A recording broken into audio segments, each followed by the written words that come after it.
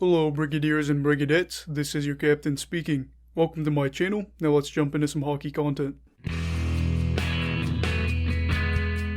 Hello everybody, if you are new please make sure to subscribe, and then if you like this video give it a thumbs up.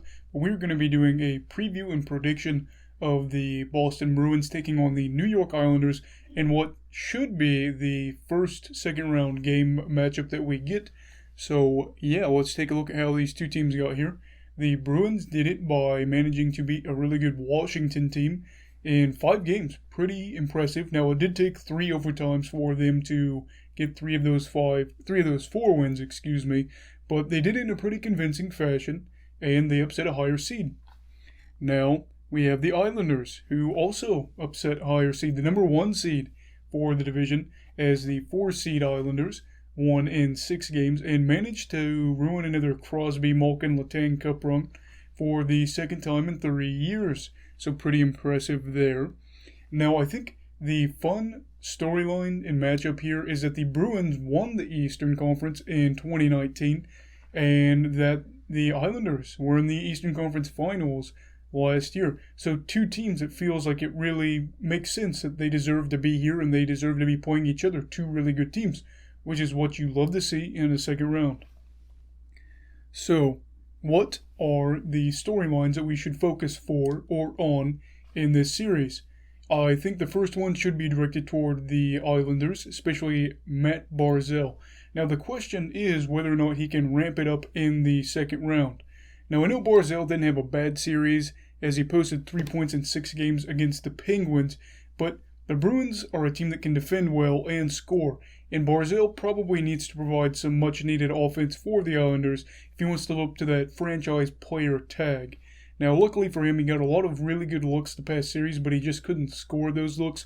But if he continues to play well like he did in the last series, offensively, he'll give the Islanders a much-needed boost. Not to say that they can't score, because they can. Now, he didn't record a goal in that series, if I'm correct, but he did have an expected goal total of 1.6, meaning that, he had some chances, it just wasn't able to go in the net, and that's sometimes how it is in hockey, and we know that. Now, hopefully for the Isles, he can actually get some goals in this next round. It'll be interesting to see, though, because Barzal is really good at getting to the net, scoring, whether it be off the fast break or getting just to the net in general. And he's gotten really good at that the past 2 years. He's been really good. But Boston is a team that thrives on keeping people outside of the low slot. So it's going to be interesting to see if he can get down there, if he can get his looks, and if he can be the boost the Islanders could use against a really good Boston team. Now, we'll see how that goes, because I'm pretty sure that Barzal actually is in the top 50 for a turnover rate per 60. So maybe the Bruins can get him to get some rough turnovers in a prime area for him, but get him to just turn the puck over. Now, the second line has been really good, but you got to think, if you can get Barzal going, that might loosen things up for Anthony Beauvillier, Josh Bailey, and Brock Nelson. They've already been playing well, but if they could play loose, that'd be great for them as well. So I think that's going to be a big storyline here is can Barzal get going? Now, the next topic will be about the opposing goaltenders, and we have to see if age will play a factor into this. And the saying goes, age isn't how old you are, but how old you feel. It'll be interesting to see how the 34-year-old Tuukka Rask feels going into this matchup against the Isles. Now, opposing him will be a 25-year-old Ilya Sorokin, who had a pretty good first-round series, I think, after he gained back the starting gig from Semyon Varlamov, after he was roughed up in Game 3, I think specifically. Game 2 of that series, pretty sure it was a 2-1 loss, but Game 3, that's when the Penguins scored 5 goals. Now, Sorokin only has 4 playoff starts, so if he does falter for the Islanders, they have a really good guy to step up in Varlamov, who has 46 career playoff starts, if I believe.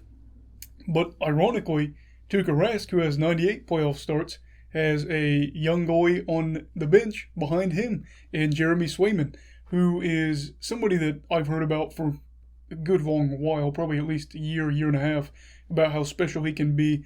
And in the regular season, he posted amazing numbers in a small sample size, so it's tough to say what you would get, but both teams have really good goalies, but they also have age and experience, which is something you don't see with a lot of teams, but you have 2 teams that are really good in the second round. That'll be interesting because they can just flip it if they need to. So, finally, what part of the matchup are we getting for this topic? As the Bruins' first 5 games against the Islanders, they were 0-3-2 against the Isles. And then, the final 3 games of the series, they were 3-0 against the Islanders, scoring 10 goals and only allowing 3. Now, 2 of those 10 goals were empty netters.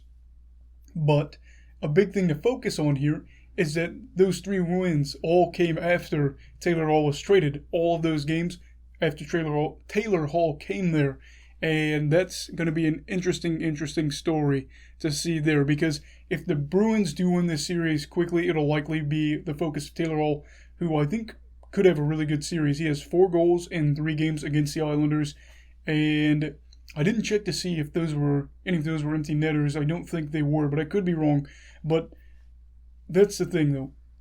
It's a little odd that Hall comes and now they're suddenly 3-0. Now, I'm not saying it's all him, but that is something that we'll have to keep an eye on. How big of an impact can Taylor Hall have? He's a really good player. And I think that as his value is starting to fall, we can see now that he's building it up after being in Buffalo, maybe not having, great season by his standards because of... We're not even going there. But anyway, yeah.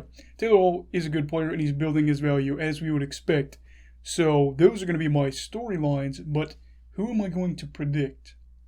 So, for my playoff prediction of the Boston Bruins versus the New York Islanders, I will be picking the New York Islanders. No, I'm just kidding. I'm picking the Boston Bruins in 6 games. I was going to say Bruins, but I screwed up there.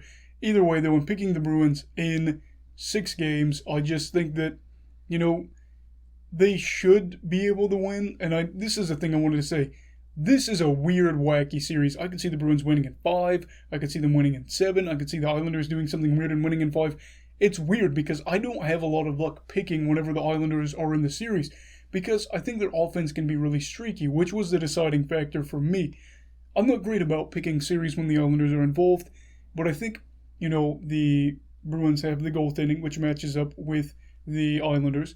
They have a really good blue line, I think, with Grzelcyk and McAvoy. And I think that, they've got just great players all around. They've got a really good offense that I think should be more consistent than the Islanders. And that was a deciding factor for me.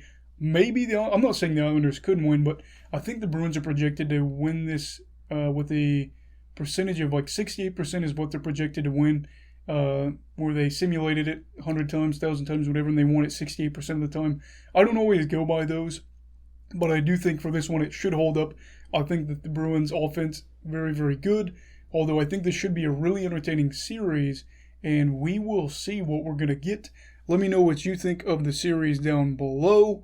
Yeah, that's that, and we'll see how it goes. Everybody, please make sure to like and subscribe if you have not. Everybody, stay safe. Have a great day. Stay away from COVID, all right?